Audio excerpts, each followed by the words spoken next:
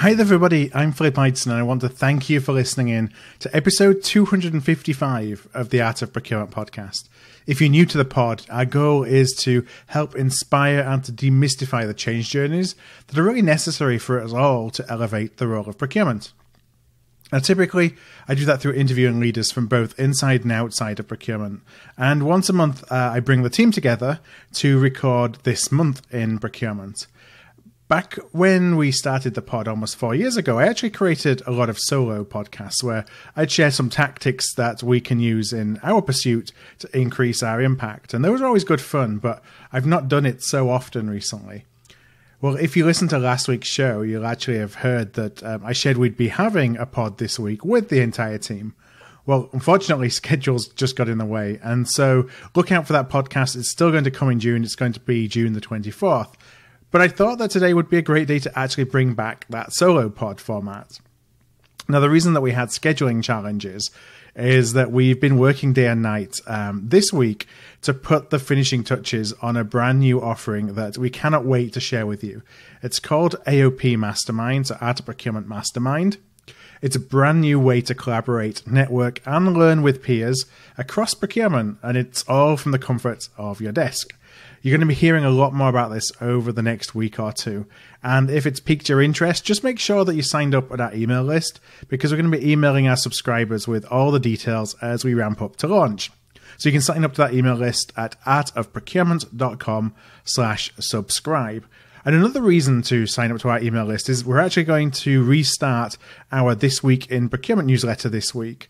Just go to the same link to subscribe. You'll get everything by going there. It's artofprocurement.com/subscribe. And This Week in Procurement is something that we've actually done on and off for 3.5 years. I wrote about it a little bit in our annual letter, the end of 2018, about not being so sure about what to do with it. Well, I'm just really excited to say that it's coming back. So the first of the new format of This Week in Procurement should be coming out. If you're listening to this on the day of publication, which is June the 3rd, it'll be coming out tomorrow, Tuesday, June the 4th. So on to the topic that I wanted to bring up today. And it's something that we all struggle with. We all struggle with gaining alignment with our stakeholders. Whether we're responsible for procurement and the stakeholder is the C-suite, or perhaps we're developing a category strategy and our stakeholders are the business users. Alignment continues to be one of the greatest challenges for procurement. It really is a differentiator that determines whether you're perceived as being a trusted advisor or a back office function. But I'd argue that it's also a little bit of a hidden challenge. And what do I mean by that? Well, I think we tell ourselves that we have alignment with the business and we believe that all is well. But in reality, we don't have that. It's something that we tell ourselves because maybe we're making some progress, but we're not making all the progress that we want to achieve. And we rarely seek to actually understand if that's the reality. And this came to the fore for me over the spring period where I've been on the road pretty much nonstop, talking to procurement leaders, listening to conference speakers, and writing and delivering a few presentations. And one particular presentation that I had the opportunity to see, it was from Duncan Jones of Forrester Research. And he presented at the I Value Now conferences, both in Paris and Chicago. And it was a bit of a wake-up call for me. In fact, in a LinkedIn post that it generated some fierce debate about the topic, I suggested that it may be the biggest challenge faced by procurement, the findings of this research. And the research was commissioned by our valuer. It was undertaken, as I said, by Forrester. And I'm going to link to the full findings in the show notes today. But essentially, Forrester surveyed CPOs from around the world to understand the CPO view of their own procurement maturity. Forrester then compared that with metrics from those organizations and applied to their procurement maturity model to see how the perception of maturity met with reality. So at this point, what I'll say is that I don't think surveys like this tell 100% of the story, because what mature looks like for one company is different for what mature may look like for another company. For example, you could rank yourself as mature because you're fully integrated into one category, and that's the category that really matters for your business, and you don't really touch anything else, but that's mature for you because that's important. That's the only category that's really important for you to make an impact in. But when modeled against a traditional maturity model, it may not be that you're then therefore positioned as mature. You may be positioned as immature. But with that being said, these results are so striking that I think outliers like that don't impact in an immaterial way the overall findings. So here's the data. Of the CPOs that were asked to state their own procurement maturity, 65% stated that the maturity was advanced, versus Forrester's findings of just 16%. That's 16% versus 65% of respondents. Now, 24% stated their maturity is intermediate versus Forrester's findings of 31%, so not that much of a difference there. But then here's the kicker. Just 4% of respondents ranked their maturity as being a beginner from a maturity perspective, whereas Forrester believes that 60% of respondents are actually at the beginner stage. So either Forrester has a deeply flawed model, or this should act as a huge wake-up call for us. And I do want to be clear again about something I mentioned earlier. This doesn't mean that we're not necessarily creating value. In some cases, the value that we create, as I said, may be all that our company wants and needs from procurement. But it does certainly suggest that when benchmarked against peers, a lot of procurement organizations are certainly leaving a lot of value creation opportunities on the table. So how do we solve this problem? Fundamentally, it's not possible to become a mature procurement organization without true strategic alignment and alignment at scale. When I talk about scale, the way I think about that is that a number of organizations, there are individuals within those procurement groups who really have the ability to build true strategic alignment with their partners. Maybe they are really true subject matter experts. They really have the soft skills to build relationships. But at scale, it's, how do we actually apply that and enable the entire organization to exhibit the best practices of those who are kind of leading the way? That's really what I mean by scale. So how can that alignment be sustainable and not contingent upon just a single team member's personal relationship and rapport with an individual stakeholder or a group of stakeholders? And this is something that, we can't answer it all in a 20-minute podcast. But there's one tactic that I see repeatedly work. And I actually talked a little bit about it on the show all the way back in episode 49, which was over 3 years ago. But it's becoming more to the fore this year as I've been doing a lot more work behind the scenes here in developing a framework for procurement organizations to use to create much closer alignment with their business. It's an idea we call procurement as a business. And so I felt that it was a tactic worth sharing with you again. Now, within the procurement as a business framework, there are actually 3 philosophies that are key to business alignment. First is to trust your most senior level executives as investors. Second is to understand which stakeholders you need to engage with and consider them as prospects or customers as you think about it from a sales perspective. And then third is to recognize that everyone else in your organization at any level is a potential influencer. So you must strive to provide them with a positive view of procurement. So today I'm going to share a way that you can put the first philosophy into practice, treating your most senior level stakeholders like investors. But frankly, you can adapt this to mean the most senior stakeholders in your category or your sourcing project. It doesn't just have to apply to the C-suite through the lens of a CPO. If you support IT, it can be the CIO and her key reports. If you support marketing, the CMO and his key reports. So let's think about general investors. How do they align their needs, which is to maximize shareholder value, but whichever way they define shareholder value, with those of the business?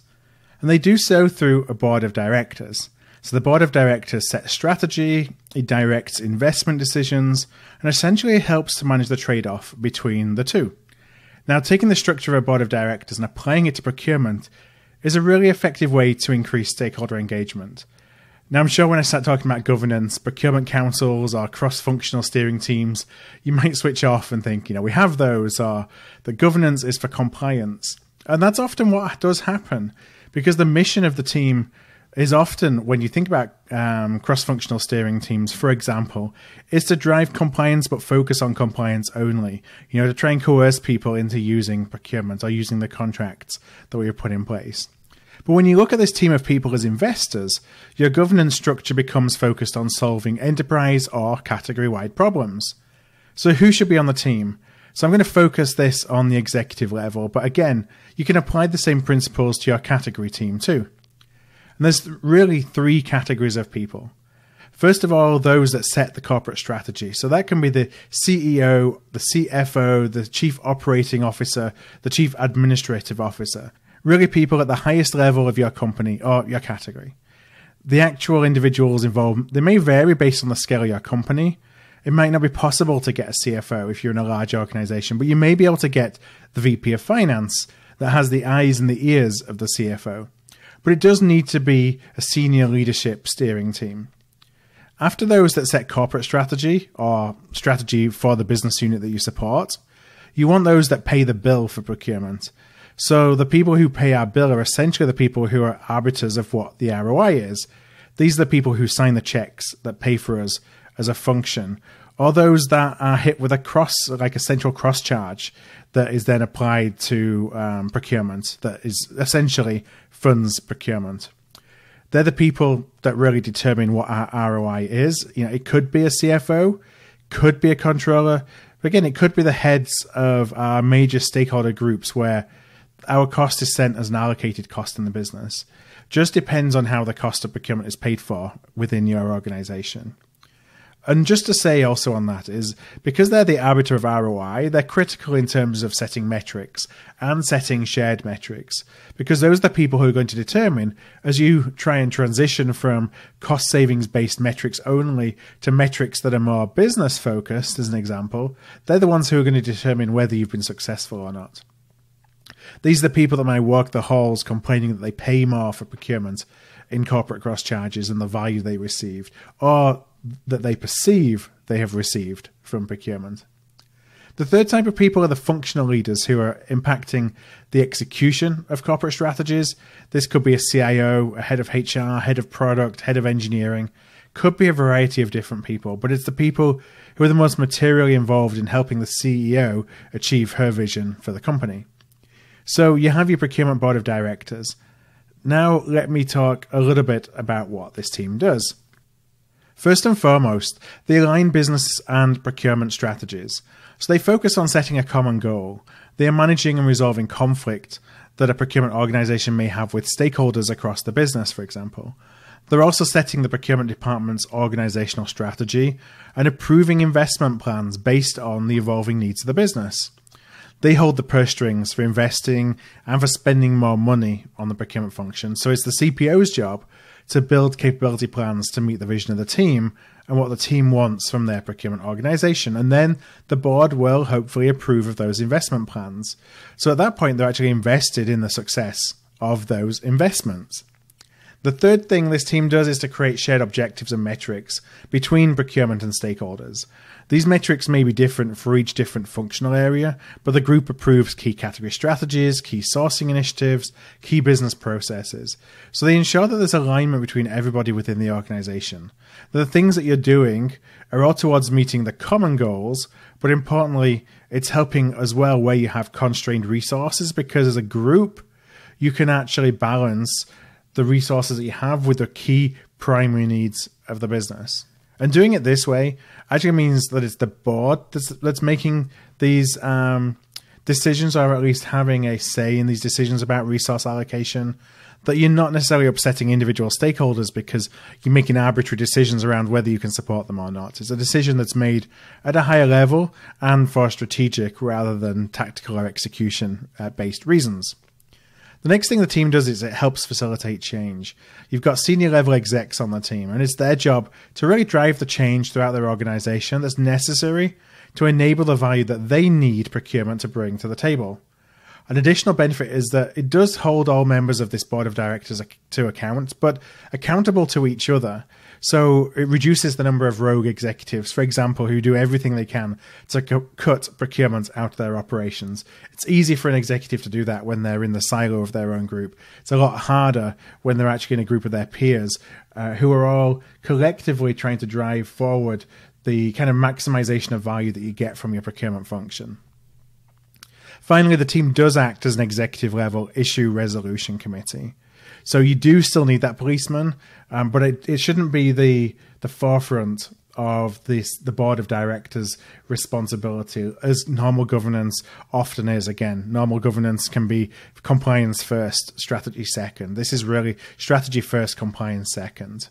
It's for anything that can't be resolved underneath this level of governance that gets brought to the team. But just having it in place means you're much more likely to actually resolve issues before they even get to this committee.